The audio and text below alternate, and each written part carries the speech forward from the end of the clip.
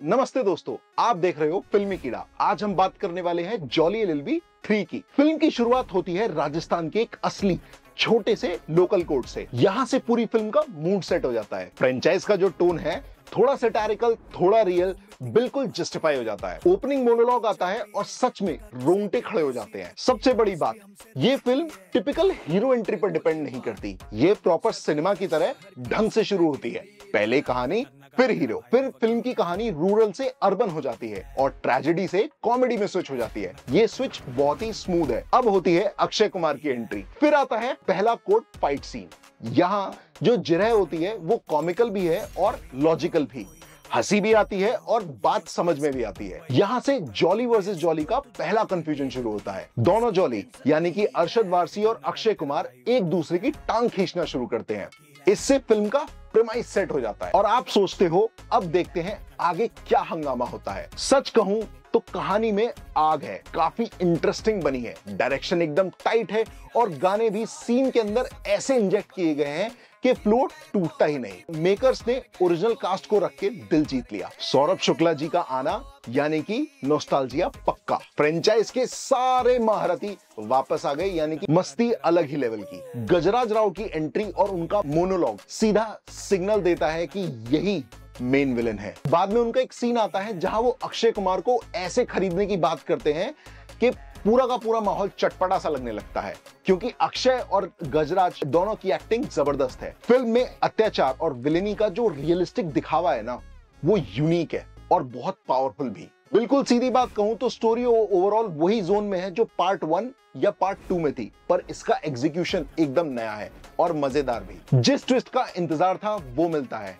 हमें पता था कि दोनों जॉली मिलेंगे, पर कैसे मिलेंगे ये देखना मजेदार है। पहले तो लगा था कि अक्षय कुमार अकेले कोर्ट में लड़ रहे हैं और आप सोचते हो कि अरशद वारसी कहां है, क्योंकि एक टाइम तक दोनों जॉली साथ नहीं लड़ते।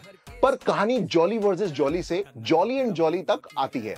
एक्सपेक्टेड होते हुए भी इंटरेस्टिंग लगता है। इस फ्रेंचाइज का पुअर वर्सेस रिच वाला कॉन्फ्लिक्ट हमेशा से इंटरेस्टिंग और इमोशनल रहा है। यहाँ भी वही जज्बा मिलता है। रेसिंग ट्रैक वाले सीन में जब ऊंट गाड़ियां आने लगती हैं तो वो थोड़ा ओवर द टॉप और अजीब लगता है, लेकिन कोई सीन बोरिंग नहीं लगता। मेकर्स की इस बात पर पीठ थपथपानी चाहिए, क्योंकि फिल्म का हर सीन एंगेजिंग रहता है। एक छुपा हुआ सा कमेंट है वीएम पर, जिसको समझ में आएगा वो एंजॉय करेगा। शुक्ला जी का छोटा सा रोमांस भी है एसएचओ लेडी पुलिस के साथ, और इसी के साथ मिलते हैं हमें मजेदार मोमेंट्स। जब दोनों जॉली एक साथ जिरह करते हैं ना, बहुत इंटरेस्टिंग लगता है।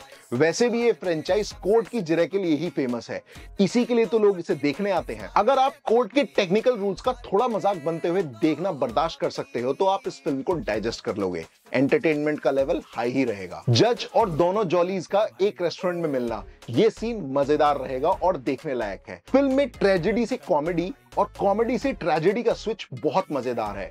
एडिटिंग और राइटिंग की वजह से ये काफी स्मूथ लगता है। मेकर्स को यहाँ भी PAT on the back. Housefull show में ऑडियंस एक पल में जोर से हंसती है और दूसरे ही पल में चुप सी हो जाती है। बॉलीवुड की कुछ ही फिल्में ऐसा कर पाती हैं। एक इकोनॉमिस्ट बोलता है कि किसान फार्मिंग छोड़ के शेयर मार्केट में इन्वेस्ट करें और कोई क्वेश्चन नहीं करता। ये बिल्कुल गलत लगता है, सीधा बोलूं तो बेवकूफी सा लगता है। फिर एक लॉयर बोलता है कि फार्मर 5 स्टार होटल्स में रह सकते हैं, मर्सिडीज ले सकते हैं, क्योंकि गेहूं 1525 रुपए प्रति क्विंटल बिक रहा है। ये सुनकर सच में दिमाग ही खराब हो जाता है। इतना बड़ा वकील ऐसी बकवास बातें करता है तो बिल्कुल नहीं जमता। कुछ हिस्सों में लगता है कि अक्षय कुमार अकेले कोर्ट में लड़ रहे हैं और अरशद वारसी नजर नहीं आ रहे। हाँ, आगे चलकर दोनों मिलकर लड़ते हैं, पर पहले ये गैप महसूस होता है। भाई कसम से सौरभ शुक्ला ने जो विलेन को कोर्ट में लताड़ लगाई है ना, माहौल था माहौल। अगर इस पे सीटी ना बजी ना तो मेरा नाम फिल्मी कीड़ा नहीं। पार्ट 1 और पार्ट 2 के मुकाबले यहाँ मसाला ज्यादा है, पर लगता है कि इस बार केस जीतना थोड़ा आसान दिखाया गया है। वहां जहां पहले पार्ट्स में स्ट्रगल ज्यादा था, यहाँ थोड़ा स्मूथ हो जाता है। एक स्वीट मोमेंट है जहां जॉली 2 यानी कि अक्षय कुमार जॉली 1 यानी कि अरशद वारसी को इज्जत देते हैं। ये जेस्चर दिल को छूता है। क्लाइमैक्स में विक्टिम के रोने वाले मोमेंट जिससे केस कंक्लूड होता है, ये याद रखने लायक है। बहुत इंपैक्टफुल सीन है। जॉली एलएलबी 3 ने फ्रेंचाइज की इज्जत बचाई। कहानी पहचानी है पर एग्जीक्यूशन नया। परफॉर्मेंस स्ट्रॉन्ग, कोर्ट रूम जिरह टॉप क्लास, कुछ मूवमेंट्स के बावजूद एंगेजिंग बनी रहती है फिल्म। मेरी तरफ से इस फिल्म को 5 में से 4.5। कमेंट्स में बताओ आपको जॉली वर्सेस जॉली या जॉली एंड जॉली में क्या ज्यादा पसंद आया। मिलते हैं नेक्स्ट रिव्यू में।